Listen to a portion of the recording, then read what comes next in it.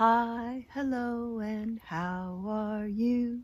How are you? How are you? Hi, hello, and how are you? How are you today? I'm pretty good, and I want to welcome you to Preschool Storytime with Librarian Jeanne. That's me, Librarian Jeanne. So let's sing our hello song one more time. Hi, hello, and how are you? How are you?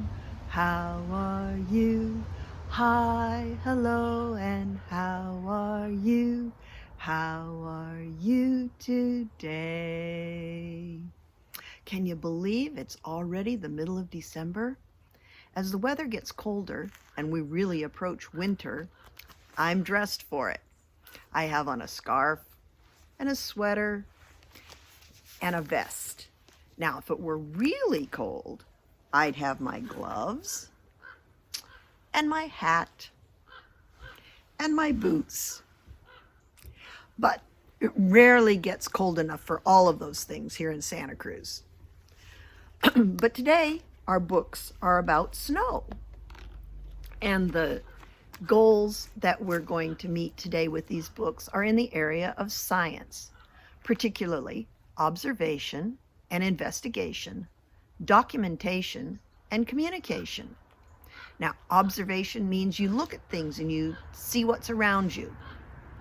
Investigation means you study those things and you figure out what they mean and how they relate to each other. Documentation means you write about it, write about what you've seen, your observations, and communication means that you tell other people about what you've seen and what you've studied and what you've learned. So we're going to do all of those things in our books today. But first, let's do our little red house. Here's my little red house. Do you have red on today? I don't. And in the little red house, there is a little yellow house. Don't have yellow on either. And in the little yellow house, there is a little green house.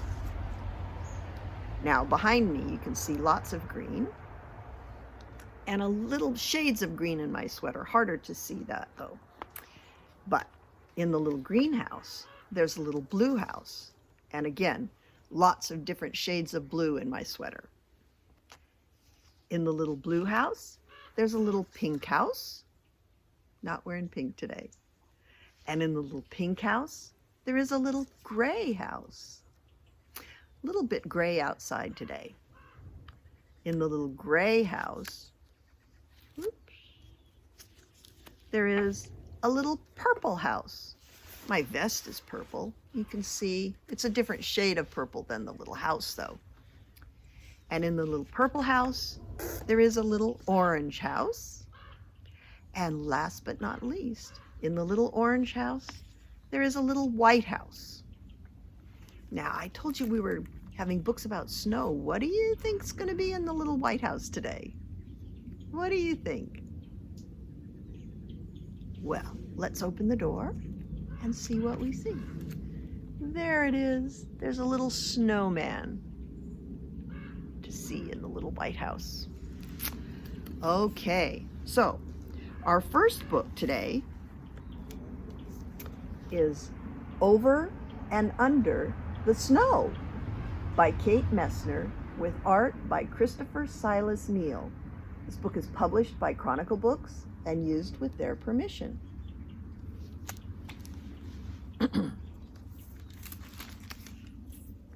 Look at what we have on the end papers. Lots of snowflakes, huh? Over and under the snow. Over the snow I glide, into woods frosted, fresh and white. So they're going skiing.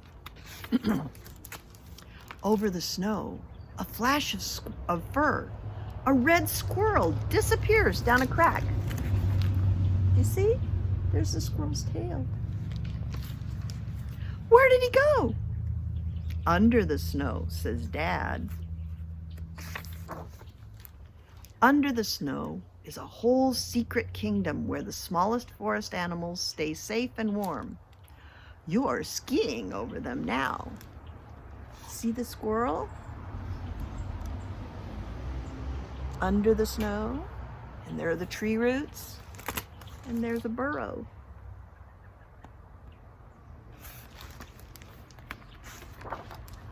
Over the snow I glide, past beech trees rattling leftover leaves and strong, silent pines that stretch to the sky. On a high branch, a great horned owl keeps watch. There's the owl. Under the snow, a tiny shrew dodges columns of ice. It follows a cool tunnel along the moss, out of sight.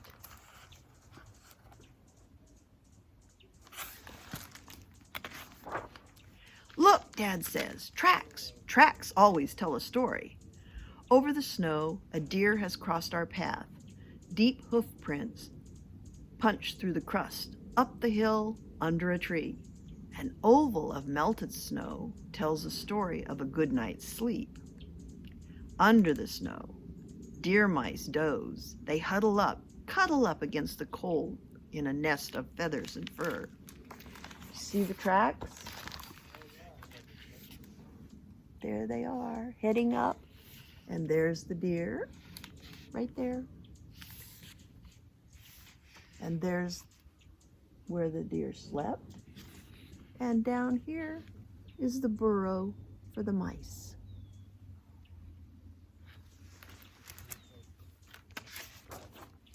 Over the snow I climb, digging in my edges so I don't slide back. Under the snow, voles scratch through slippery tunnels, searching for morsels of summer feasts. What do you think they're eating? They probably eat some of the leaves that are there. There they are, looking for the morsels. Over the snow I swoosh. Down, down, faster, faster, down, faster, faster. Whoops! Under the snow, a snowshoe hare watches from shelter of a spruce. Almost invisible, she smooths her fur, a coat of winter white. There she is. See? Barely able to see that. Very, very well camouflaged.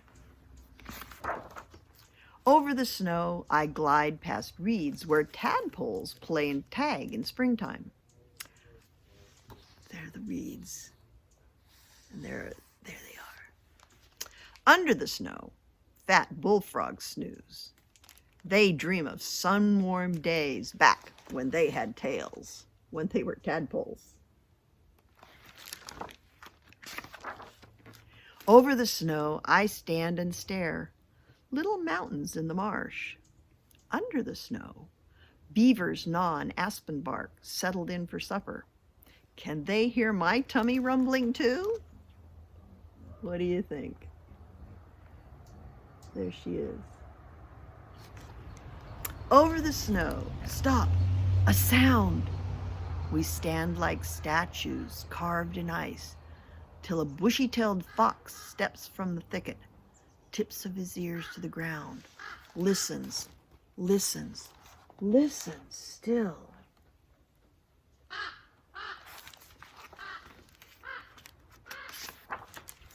And leaps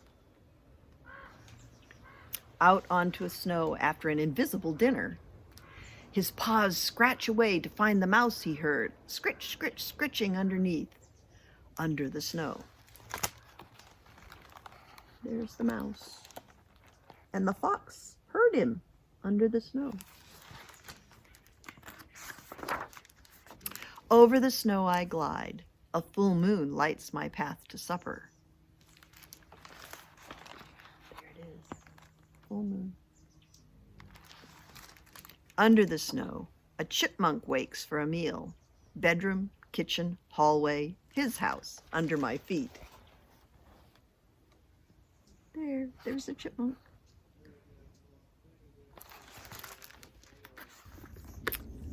Over the snow, I climb one last hill. Bonfire smoke rises. Warm hands, hot cocoa, hot dogs sizzling on pointed sticks. Under the snow, a black bear. Look at that bear. Snores, still full of October berries and trout. Over the snow, the fire crackles. Sparks shoot up like stars. I lick sticky marshmallow from my lips and lean back with heavy eyes. Shadows dance in the flames.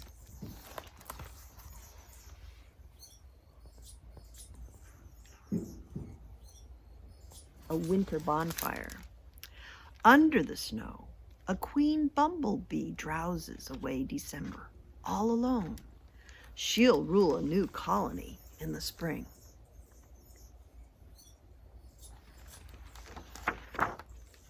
Over the snow I glide home on tired legs. Clouds whisper down feathery, soft flakes.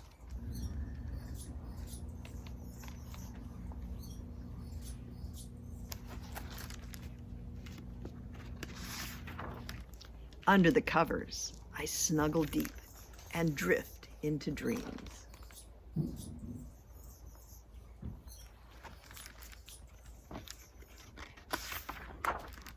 Of cuddling deer mice, slumbering frogs, hungry beavers and tunneling voles, drowsy bears and busy squirrels, and the secret kingdom under the snow.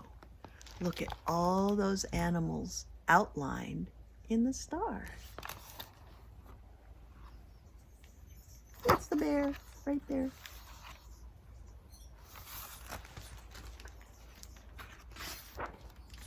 That's the end of this book, but in the very end of it, there's another discussion, a list of all the animals and more information about them if you want to know more. So now, let's sing a song about snowflakes. It's to the tune of Frere Jacques, so you'll probably know that tune, and if you don't, I'm sure your adults will know it. Snowflakes falling to the ground, to the ground. North wind sends them swirling, north wind sends them swirling, spinning round, spinning round. Do you want to act it out?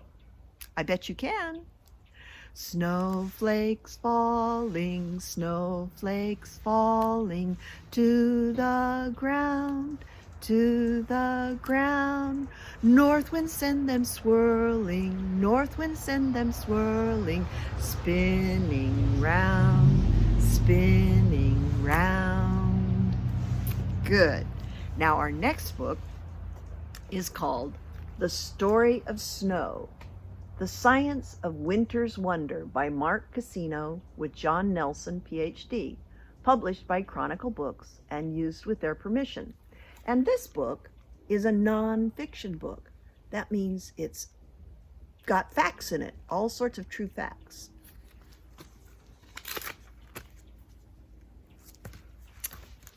Look at those snowflakes.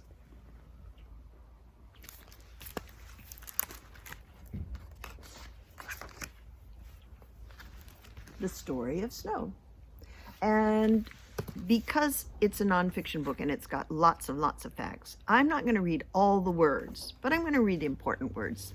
And if you want more information about snow and snowflakes, you can go to the library and check out lots of different books that we have. This is the story of snow.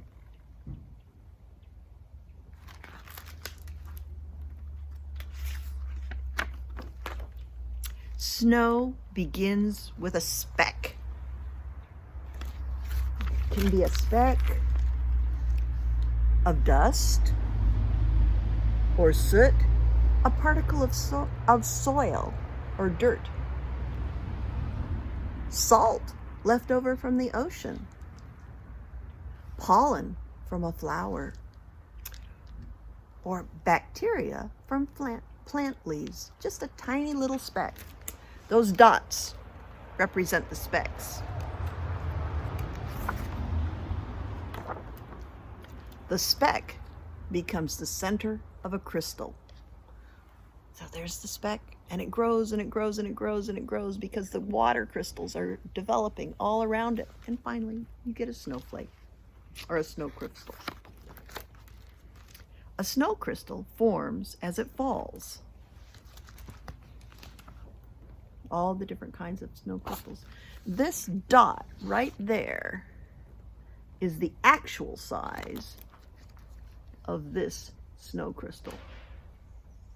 So you can't see them very well with the naked eye. Snow crystals can be stars,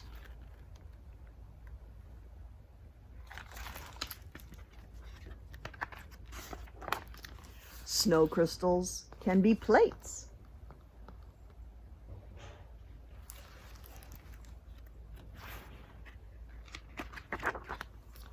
snow crystals can also be columns.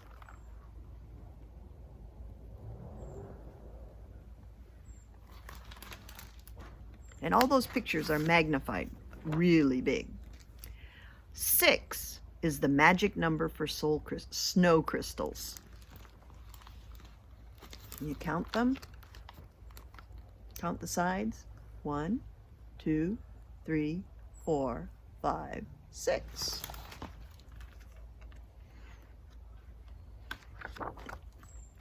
Snow crystals are rarely perfect.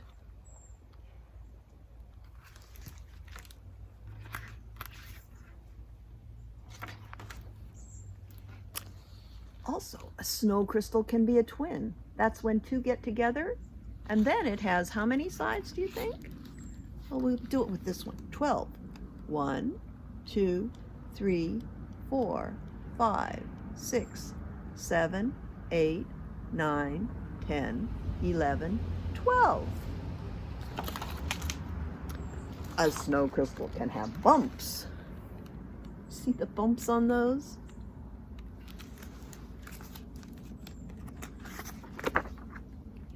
Many snow crystals make one snowflake.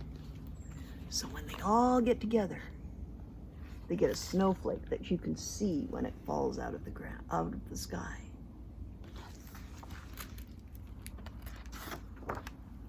Once a snow crystal lands, it starts to wither away.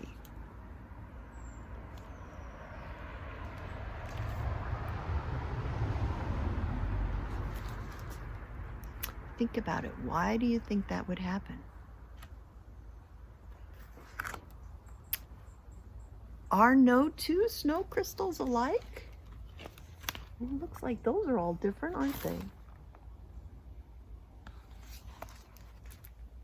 Some simple plate crystals may appear exactly alike, as seen through a high-quality microscope. When it comes to more complicated snow crystals, though, odds are that no two are exactly alike. But then, no two leaves, flowers, or people are exactly alike either. Snow crystals are like us. We're each different, but we have a lot in common. And that's the end of this book. And there are directions here about how to catch a snow crystal. Well, not very useful directions around Santa Cruz because it rarely gets cold enough to snow. But if you go someplace farther north, like to the mountains, you might be able to catch a snow crystal. If you do, tell me about it. You need a flat piece of cardboard or foam core, and you need a magnifying glass to be able to see what it looks like after, because it's hard to see all those beautiful designs with your naked eye. But that's the end of our story time for today. Now let's sing our closing song, If You're Happy and You Know It. If you're happy and you know it, clap your hands. If you're happy and you know it, clap your hands. If you're happy and you know it, and you really want to show it, if you're happy and you know it, clap your hands. If you're happy and you know it, stomp your feet. If you're happy and you know it, stomp your feet. If you're happy and you know it, and you really want to show it. If you're happy and you know it, stomp your feet. If you're happy and you know it, wave goodbye. Goodbye. If you're happy and you know it, wave goodbye. Goodbye.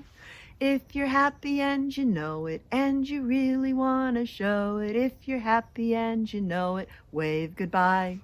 Goodbye. If you're happy and you know it, do all three. Goodbye. If you're happy and you know it, do all three. Goodbye. If you're happy and you know it, and you really want to show it. If you're happy and you know it, do all three. Goodbye. Happy winter holidays to everybody. Happy New Year. Most programs from the Santa Cruz Public Libraries are taking a break from December 19th to January 10th. So you should be sure to look at our website for books to request. And our website is www.santacruzpl.org. You can also look forward to our calendar on our website and check out the programs coming to you in 2021. Bye-bye, everybody.